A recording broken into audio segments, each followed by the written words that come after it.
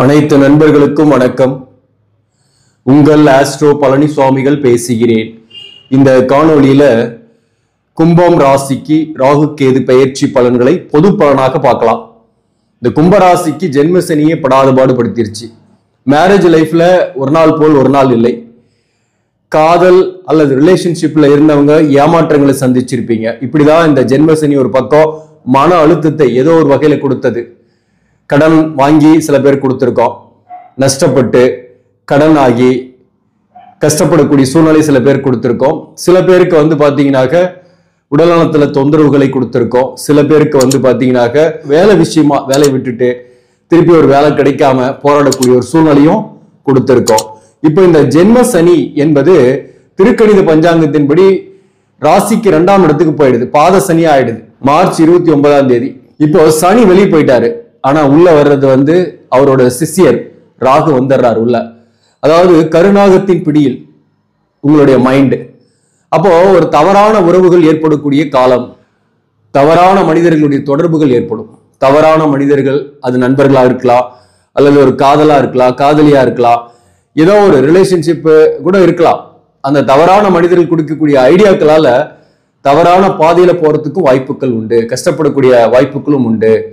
கடன் மேலும் அதிகரிக்கும். சில பேருக்கெல்லாம் ராகு ராசியில் இருக்கும் போது கடுமையான மன அழுத்தத்தை கொடுக்கும். உங்க ஜென்ம நட்சத்திரத்தை ராகு கடக்கக்கூடிய காலகட்டத்துல பணம் விரயமாகும், எதிர்பாராத செலவுகள் ஏற்படும், அப்ப கடன் வாங்கக்கூடிய சூழ்நிலையும் ஏற்படும். அதே போல மேரேஜ் லைஃப்லயும் பாத்தீங்கன்னாக்க 7ஆம் இடத்துல இருக்கக்கூடிய கேதுவால ஒரு டிட்டாச்மெண்ட்டை ஏற்படுத்தும். பிரிந்தே இருக்கிற மாதிரி, ஒண்ணு சேர்ந்து வாழலாம்னு நினைச்சா கூட முடியாத மாதிரியான ஒரு சூழ்நிலையை ஏற்படுத்தும். இப்போ வந்து பாத்தீங்கன்னா இந்த ராகு கேது பயிற்சி எப்போ ஆகுது அப்படின்னா, மே மாதம் 18ஆம் தேதி ராகு உங்க ராசியிலையும் கேது பகவான் உங்க ராசிக்கு 7ஆம் இடமாக வரக்கூடிய சிம்மத்திலையும் பயிற்சியாக போறாரு. இந்த ராகு கேது ஒரு ராசியில 18 மாதங்கள் இருக்கும், அதாவது 1.5 வருஷம். அந்த வகையில 2026 டிசம்பர் வரலும் இதே அமைப்புல தான் ராகு கேது இருக்கும். இதே காலகட்டத்துல 2ஆம் இடத்துல சனி பகவான், 2ஆம் இடத்துல இருக்கக்கூடிய சனி பாத சனியாக கொஞ்சம் பிரச்சனையை கொடுப்பார்.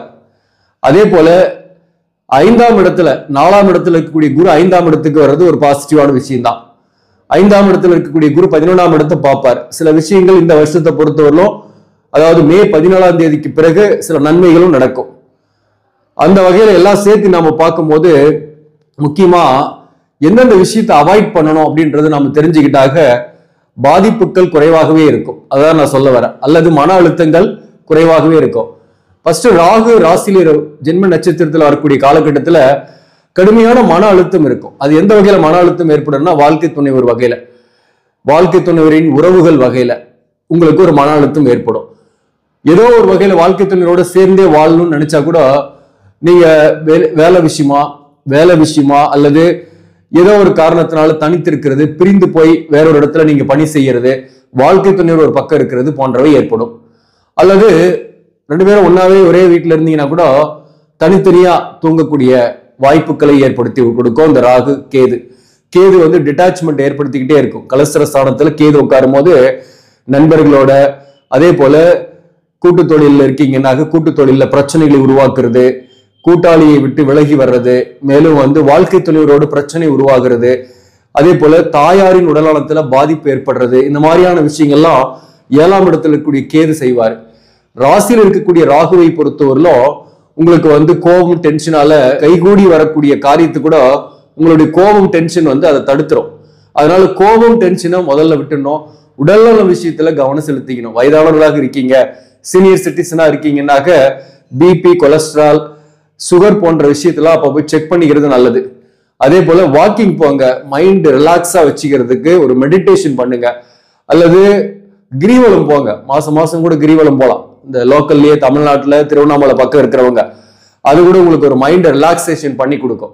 மேலும் இந்த ராகு ராசியில கருநாகத்தின் பிடியில மைண்ட் இருக்கும் போது நல்ல லைஃப் போயிட்டு இருக்குது. சில பேருக்குலாம் வாழ்க்கையில பிரச்சனை கிடையாது, கணவன் மனைவி நல்லா தான் இருக்கிறோம் அப்படின்னாக்க இந்த நேரத்துல ஒரு புதிய உறவு, வேற ஒரு எக்ஸ்ட்ரா அஃபயர்ஸ் எல்லாம் வரக்கூடிய வாய்ப்பும் உண்டு. அந்த எக்ஸ்ட்ரா அஃபயர்ஸ் வருது, அதை அக்செப்ட் பண்ணிக்கலாமா அப்படின்னு அக்செப்ட் பண்ணீங்கன்னாக்க இங்க மேரேஜ் லைஃப்ல பிரச்சனை ஏற்பட்டு பிரிந்து விடக்கூடிய சூழ்நிலை ஏற்பட்டுடும். சில பேருக்குலாம் ஏற்கனவே மேரேஜ் லைஃப்ல பிரச்சனையா இருக்கும், வழக்குகள் இருக்கலாம், அல்லது மேரேஜ் லைஃப்ல பிரிந்து இருக்கக்கூடிய சூழ்நிலையும் சில பேருக்கு இருக்கும். அப்படிப்பட்டவர்களுக்கும் எக்ஸ்ட்ரா அஃபேர்ஸ் வரும். ஆனா அந்த எக்ஸ்ட்ரா அஃபேர்ஸ் வந்து பாத்தீங்கன்னா உங்ககிட்ட ஏதோ ஒரு வகையில் ஆதாயத்தை எதிர்பார்த்தே வரும். அந்த எக்ஸ்ட்ரா அஃபேர்ஸ் அக்செப்ட் பண்ணும் போதும் பாதிக்கப்படக்கூடிய வாய்ப்பு மிக அதிகம். அதே போல கல்யாணம் ஆகாதவங்க, மேரேஜ் ஆகாதவங்களுக்கு காதல் வருமான, காதல் வரும். சக்சஸ் ஆகுமா? சக்சஸும் ஆகும், திருமணம் ஆகும் இந்த வருஷத்தை பொறுத்தவரையிலும். ஏன்னா குரு 5ஆம் இடத்துல இருக்கு, 11ஆம் இடத்தை பாக்குது. அந்த வகையில இது ஒரு பாசிட்டிவான விஷயம். மேரேஜ் ஆகாதவர்களுக்கு மேரேஜ் ஆகும். குறிப்பா யாருக்கு ஆகும் அப்படின்னாக்க சதயம் நட்சத்திரத்தில் பிறந்தவர்களுக்கும் அவிட்டம் நட்சத்திரத்தில் பிறந்தவர்களுக்கும் இந்த வருஷம் மேரேஜ் ஆகிறதுக்கு வாய்ப்பு இருக்கு. ஏறத்தால இந்த ராகு வந்து எடுத்த உடனே புரட்டாதி நட்சத்திரத்தில் தான் வராரு. அப் டு நவம்பர் மாசம் வரையிலும் புரட்டாதி நட்சத்திரம் தான் இருக்க போறாரு. அந்த வகையில புரட்டாதி நட்சத்திரத்தில் பிறந்தவங்க நவம்பர் வரலும் 2025 நவம்பர் வரலும் கவனமாக இருக்கணும். இந்த மாதிரி தவறான மனிதர்கள் உடன் நட்போ அல்லது காதலோ அல்லது உறவோ ஏற்பட்டாலும் அதனால பாதிக்கப்படுவீங்க அப்படின்ற விஷயத்த நீங்க தெரிஞ்சுக்கணும். அதாவது இந்த நவம்பர் வரலும் இந்த மாதிரி தவறான மனிதர்கள் கொடுக்கக்கூடிய ஐடியாக்கெல்லாம் நிறையவே வரும். அதை ஈடுபட்டீங்கன்னாக பாதிப்புகள் ஏற்படும், நஷ்டங்கள் ஏற்படும், அல்லது இந்த மாதிரி எக்ஸ்ட்ரா அஃபேர்ஸ் எல்லாம் கூட ஏற்படக்கூடிய வாய்ப்புகள் உண்டு. ஹெல்த்தை வந்து பார்த்துக்கணும். இந்த புரட்டாதி நட்சத்திரத்தில் பிறந்தவங்க கணவன் மனைவி ஒற்றுமையா ஒரு வீட்டுல இருக்கீங்கன்னா கூட அப்பப்போ சண்டைகள்லாம் வரும், பிரச்சனைகள் வரும். இந்த சண்டையை பெருசு பண்ணி 3வது நபரை விட்டு பைசல் பண்ணலான்னு பாத்தீங்கன்னாக்க பிரிந்து விடக்கூடிய சூழ்நிலை ஏற்பட்டுடும். அதனால நீங்களே ஒரு பக்கம் பேசி சமரசம் ஆகிக்கிட்டு, ஒரு நாள் சமரசமானாலும் இன்னொரு நாள் சண்டை வரும், திரும்பவும் சமரசம் பண்ணிக்கிட்டு வாழ்றதுக்கு பார்க்கணும். விட்டு கொடுத்து போறதுதான் நல்லது. இந்த ஜென்ம நட்சத்திரத்தில் ராகு செல்லக்கூடிய காலகட்டத்துல ஒர்க் ப்ரெஷர்லாம் இருக்கும். அரசு பணியிலே இருக்கீங்கன்னா கூட மற்றவங்களுடைய வேலையெல்லாம் உங்க தலையில கட்டுவாங்க. ஹார்ட் ஒர்க் பண்ற மாதிரி இருக்கும். மேலதிகாரிகளுடைய குடைச்சலும் கொஞ்சம் இருக்கும். யாரையும் பகச்சிக்காதீங்க. மேலதிகாரியா இருந்தாலும் சரி, சக பணியாளராக இருந்தாலும் சரி, வாட் இஸ் வாட்னு போயிட்டீங்கன்னா எந்த பிரச்சனையுமே கிடையாது. பகிச்சுக்கிட்டீங்கன்னா உங்களுக்கு மேலும் ஒர்க் ப்ரெஷர் அல்லது தேவையற்ற டிரான்ஸ்ஃபர் இதெல்லாம் வரும். பிரைவேட் வேலையில் இருக்கிறவங்களுக்கு வேலையை கூட போயிடும். அப்படிப்பட்ட சூழ்நிலை கூட வரும். அதனால இந்த காலகட்டத்தை பொறுத்தவரை வேலை மாற்றத்தை தவிர்க்கணும். ஜென்ம நட்சத்திரத்துல ராகு போகக்கூடிய காலகட்டத்துல வேலையை சேஞ்ச் பண்றது தவிர்க்கணும். வேலையில கூடுதல் கான்சன்ட்ரேஷனோட ஒர்க் பண்ணணும். அப்பதான் வேலை வந்து பிரச்சனை இல்லாம இருக்கும். பிசினஸ் பண்ணக்கூடியவங்களுக்கு கூட இந்த நேரத்துல கடன் விடுறதை தவிர்க்கணும். அகலக்கால் வைக்காம இருக்கணும். புரட்டாதி நட்சத்திரத்தில் பிறந்தவங்களுக்கு நவம்பர் வரை. அதுக்கப்புறம் அப் டு வந்து பாத்தீங்கன்னாக்க ஜூலை மாதம் வரலும், அதாவது 2026 ஜூலை மாதம் வரலும் சதயம் நட்சத்திரத்தில் பிறந்தவங்க கடுமையான மன அழுத்தத்தை சந்திப்பீங்க. எதன் மூலம் அப்படின்னாக்க திருமண வாழ்க்கை விஷயமா நிறைய மன அழுத்தத்தை சந்திப்பீங்க. இந்த எக்ஸ்ட்ரா அஃபயர்ஸ் எல்லாம் வரக்கூடிய வாய்ப்புகள் அந்த காலகட்டத்தில் வரும். ஸோ அந்த நேரத்துல வாக்குவாதங்கள்லாம் செய்யறதை தவிர்த்தணும். குறிப்பா இந்த ஜென்ம நட்சத்திரத்துல ராகு போகக்கூடிய காலகட்டத்துல ஒரு பக்கம் 2ஆம் இடத்துல சனி பகவான் இருக்கிறாரு. அந்த வகையிலையும் வாக்குவாதங்களை யாருக்கிட்டையும் செய்யாம இருந்தீங்கன்னாக்க பெட்டரா இருக்கும். இந்த காலகட்டத்துல செலவு பண்றதுல கவனமா இருக்கணும். கைவிட்டு நிறைய பணம் விரயமாகும். விரய செலவுகள் அதிகமா வந்துகிட்டே இருக்கும். அதனால வந்து எச்சரிக்கையா நமக்குன்னு ஒரு பணத்தை வச்சுக்கிறது நல்லது. இந்த சதயம் நட்சத்திரத்துல குறிப்பா ராகு வரும்போதுதான் சுயசாரத்துல ராகு இருக்க போறாரு. அப்போ மேலும் பாதிப்பு அதிகப்படுத்தி தான் செய்யும். சுயசாரத்துல ராகு நின்று அந்த நட்சத்திரத்துல பிறந்த உங்களுக்கு இந்த நேரத்துல வெளிநாடு வெளியூருக்கு பயணங்கள் ஏற்படுறது, அலைச்சல்கள் இருக்கும். நிறைய அந்நிய மனுஷாளுங்க நிறைய பேர் உங்களோட தொடர்பு கொள்வாங்க. அவங்க யார் நல்லவங்க கெட்டவங்கன்னு ஃபில்டர் போட்டு நீங்க பழகிறது நல்லது. அவங்களுடைய நட்பு அல்லது காதல்ல நீங்க ஒரு கவனமாவே இருக்கணும். ஏதாவது ஏற்பட்டாலும் சொல்றேன் நான். அதே போல இந்த காலகட்டத்தை பொறுத்தவரையிலும் பணமும் வரும். சதயம் நட்சத்திரத்தில் பிறந்தவங்களுக்கு கோச்சாரத்துல ஜென்ம ராகு இருக்கும் போது திடீர்னு ஒரு லம்சம் அமௌண்ட்டும் வரும். கமிஷன் பேசிஸ்ல ஒர்க் பண்றீங்க அல்லது பார்மா மருத்துவத்துறையில் இருக்கிறீங்க, ஆயில் இண்டஸ்ட்ரியில் இருக்கீங்கன்னா கூட இந்த காலகட்டத்தில் வருமானம் சற்று கூடுதலாகவே கூட கிடைக்கும். அந்நிய தொடர்புகளோட வேலை பார்க்குறீங்க, வெளிநாட்டுல இருக்கீங்க, ஏற்றுமதி இறக்குமதி செய்றீங்கன்னா கூட வருமானம் கூடுதலாகவே வரும். ஆனா ஒரு பக்கம் மன அழுத்தமும் இருக்கும். அந்த பணத்தை சம்பாரிச்சு வீட்டுக்கு எடுத்துட்டு வரதுக்குள்ள போதும் போதுன்னு இருக்கும். எந்த அளவுக்கு பணம் வருதோ அந்த அளவுக்கு கடுமையான மன அழுத்தத்தையும் இந்த ராகு உங்களுக்கு ஏற்படுத்தி கொடுப்பாரு. ஸோ அப்ப ஹெல்த்ல நீங்க கவனம் செலுத்திக்கணும். இந்த டூரேஷன்ல நவம்பர்ல இருந்து இடத்துல வந்து ஜூலை மாதம் வரல வந்து கொஞ்சம் கவனமா தான் இருக்கணும் அந்த காலகட்டத்தை பொறுத்தவரையிலும்.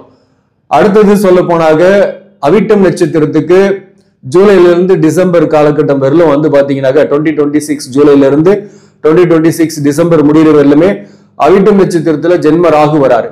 இந்த ஜென்ம ராகு வரக்கூடிய காலகட்டத்தில் நீங்க எல்லா விஷயத்திலுமே கொஞ்சம் போஸ்ட்போன் பண்றது நல்லது. முக்கியமா அதாவது வழக்குகள் இருக்குன்னா அந்த நேரத்துல டிராக் ஆகும், இழுபறியா இருக்கும், சக்சஸ் ஆகாம இருக்கும். அதே போல இந்த காலகட்டத்தை பொறுத்தவரை உடல்நலத்துல கவனம் செலுத்திக்கணும். அவிட்டம் நட்சத்திரத்தில் பிறந்தவங்க திருமணம் போன்ற சுப காரியத்துக்கு முயற்சி பண்ணீங்கன்னா அது தடையா இருக்கும், வரன் அமையாம இருக்கும் இந்த காலகட்டத்தில். ஆனா உங்களுக்கு இந்த 2025லயே ஆண்டின் முதல் பகுதியிலேயே திருமணம் போன்ற சுப காரியத்துக்கு முயற்சி பண்றீங்கன்னா சுப காரியத்துக்கு வாய்ப்புகள் உண்டு. உடல்நல தொந்தரவுகள் அந்த ராகு ஜென்மத்துல வரும்போது ஏற்படும். அந்த வகையில உடல்நல விஷயத்துல கவனம் செலுத்திக்கணும். அதே போல இந்த 2025 மட்டும் சொல்லணும்னாக்க 3 நட்சத்திரத்தில் பிறந்தவர்களுக்குமே இந்த மேரேஜ் ஆகாதவர்களுக்கு, குறிப்பா அவிட்டம் நட்சத்திரம் சதய நட்சத்திரத்தில் பிறந்தவர்களுக்கு மேரேஜ் ஆகும். அதே போல வேலை இல்லாதவர்களுக்கு புதிய வேலை வாய்ப்பு தேடுறீங்க அப்படின்னாக்க புதிய வேலை வாய்ப்பு கிடைக்கக்கூடிய வாய்ப்பும் இந்த காலகட்டத்தில் உண்டு. கொடுக்கல் வாங்கல், பணம் கொடுத்தீங்கன்னாக்க பணம் வாங்க முடியாது. நண்பர்கள் கிட்ட கொடுக்கறது, கூட்டாளிங்க கிட்ட நீங்க ஒரு ஒப்பந்தம் போடுறீங்கன்னா இந்த காலகட்டத்தில் ஏமாற்றத்தை சந்திக்கக்கூடிய சூழ்நிலை ஏற்படும். ஸோ இந்த விஷயத்தெல்லாம் நீங்க கவனமாக இருக்கணும். அதே போல 1-7 ராகுக்கு எது இருந்தா ஒர்க் பண்ற இடத்துல உங்களுக்கு ஒர்க் ப்ரெஷர் இருந்தாலையும் வருமானம் வரும். ஆஸ் யூஷுவலான லைஃப் போய்கிட்டு தான் இருக்கும். வேலையை இழந்தவர்கள் வேலையை திடுதிப்புன்னு விட்டுறீங்க, ஜென்ம நட்சத்திரத்துல ராகு வரும்போது டென்ஷன் கோபத்தால வேலையை விட்டுறீங்கன்னா அந்த ஜென்ம நட்சத்திரத்தை விட்டு ராகு கடக்கிறவர்களும் வேலை கிடைக்காம உங்களுக்கு டென்ஷன் கொடுத்துக்கிட்டே இருக்கும். அதனால முடிந்த அளவுக்கு நான் சொல்லக்கூடிய இந்த காலகட்டத்துல அந்த நட்சத்திரத்துல இந்த ராகு போகக்கூடிய காலகட்டத்தில் வேலையை விடாம எவ்வளவுதான் ஒர்க் ப்ரெஷர் இருந்தாலும் வேலை பார்க்கறது நல்லது. அதுக்கப்புறம் கூட விட்டீங்கன்னா கூட வேலை கிடைச்சிரும். இப்போ உதாரணமா இப்போ இந்த வருஷத்தை பொறுத்தவரை பூரட்டாதி நட்சத்திரத்தில் பிறந்தவங்க வேலையை விட்டுறீங்கன்னு வச்சிங்களேன், மே மாசத்துக்கு மேல உங்களுக்கு இடத்துல நவம்பர் மாதம் வரலும் வேலை கிடைக்காம அல்லது சரியான வாய்ப்பு கிடைக்காம அலையக்கூடிய வாய்ப்பை ஏற்படுத்திடும். அதனால கொஞ்சம் இருக்கிற இடத்துலயே இருந்து ஒர்க் ப்ரெஷர் இருந்தாலும் ஒர்க் பண்றது உங்களுக்கு ஆஸ் யூஷுவல் லைஃப் கெடாம இருக்கும். சீனியர் சிட்டிசன் பொறுத்தவரையிலும் கோல்டுலயோ அல்லது லேண்ட்லயோ இன்வெஸ்ட்மெண்ட் பண்ணலாம், பிரச்சனை கிடையாது. அல்லது பிக்சட் டெபாசிட் கூட போடுங்க, ஒன்றும் பிரச்சனை கிடையாது. ஆனா இன்னொருத்தரை நம்பி கடனா கொடுக்குறீங்கன்னா அது வாங்குறதுல கஷ்டங்கள் இருக்கு அப்படின்றத தெரிஞ்சுங்க. ஆனாலும் இந்த 2025 மே மாசத்துக்கு பிறகு புத்திர பாக்கியம் இல்லாதவர்களுக்கு புத்திர பாக்கியம் கிடைக்கும். படிக்கக்கூடிய மாணவர்களை பொறுத்தவரையிலும் பாத்தீங்கன்னாக்க ஜென்ம நட்சத்திரத்துல ராகு போகக்கூடிய காலகட்டத்துல கல்வியில சற்று மந்தத்தன்மை ஏற்படும். ஆரம்ப கல்வி படிச்சாலும் சரி, உயர்கல்வி படிச்சாலும் சரி, ஆரம்ப கல்வி படிக்கக்கூடிய மாணவர்களுக்கு கொஞ்சம் ஹெல்த் இஷ்யூஸ்லாம் போகும். அதனால கொஞ்சம் ஹெல்த்ல கொஞ்சம் கவனம் செலுத்திக்கிட்டா படிப்பு ஆஸ் யூஷுவலா போகும். உயர்கல்வி படிக்கக்கூடிய மாணவர்கள் தேவையற்ற நட்பு, பழக்க வழக்கங்கள், சோசியல் மீடியாவில் அதிகமா டைம் ஸ்பெண்ட் பண்றது, அதனால சில தொடர்புகள் ஏற்பட்டு அதுல பாதிக்கப்படுறது போன்றவை ஏற்படக்கூடிய வாய்ப்புகள் உண்டு. அந்த விஷயத்துல நீங்க கவனமாக இருக்கணும். சோ மொத்தத்தில் இந்த ராகு கேது பெயர்ச்சியால சில தவறான விஷயங்கள்ல இருந்து தள்ளி இருக்கிறது உங்களுக்கு பெரிய பாதிப்பை கொடுக்காது என்பதுதான் முக்கியமா நான் சொல்ல வர்றது. இந்த காலகட்டத்தை பொறுத்தவரையிலும் நீங்க திருநாகேஸ்வரமும் கீழ்பெரும் பள்ளமும் போயிட்டு வர்றது நல்லது.